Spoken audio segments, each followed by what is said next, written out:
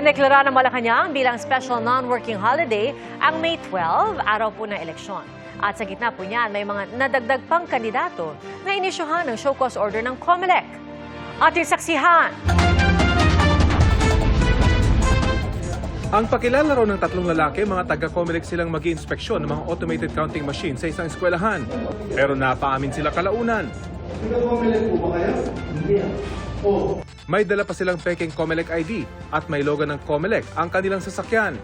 Nakapiit ng tatlong suspect. Tumanggi silang magbigay ng pahayag. Naharap po sila sa kasong usurpation of authority at falsification of public documents. May mga nababalita na nagbebenta sa buong bansa ng mga nakaya daw nila allegedly nagawa ng paraan ng ating eleksyon. Anong malay natin yung ibang tao dyan lalapit lang sa maraming stock ng mga machine.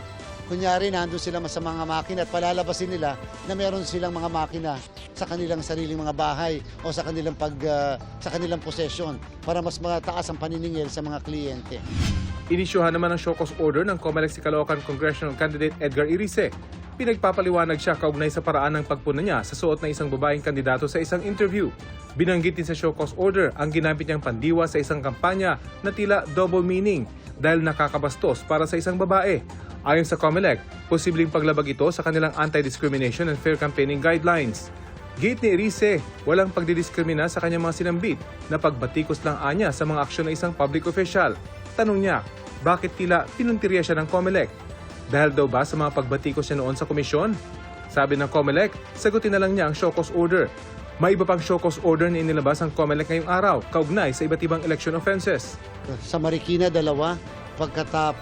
Pagkatapos, dalawa rin sa Laguna. Ito ay nilabas po ng Committee on Kontrabigay. Bago sumikat ang araw kanina, ikinarga na sa mga truck ang kahon-kahong balota para sa Metro Manila. Ineskortan ito ng mga pulis na may dalang matataas na kalibre ng baril. Hanggang bukas, sinaasang matatapos ang delivery ng 7.5 milyong balota sa Metro Manila. Na tulad sa ibang lugar, ay tinatanggap muna sa City Hall o munisipyo bago ilagay sa isang secured na lugar na pwedeng pabantayan ng mga partido at kandidato.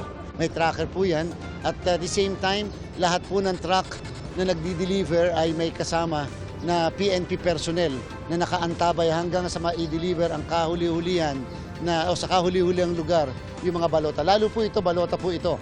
Ito po ang #1 accountable document.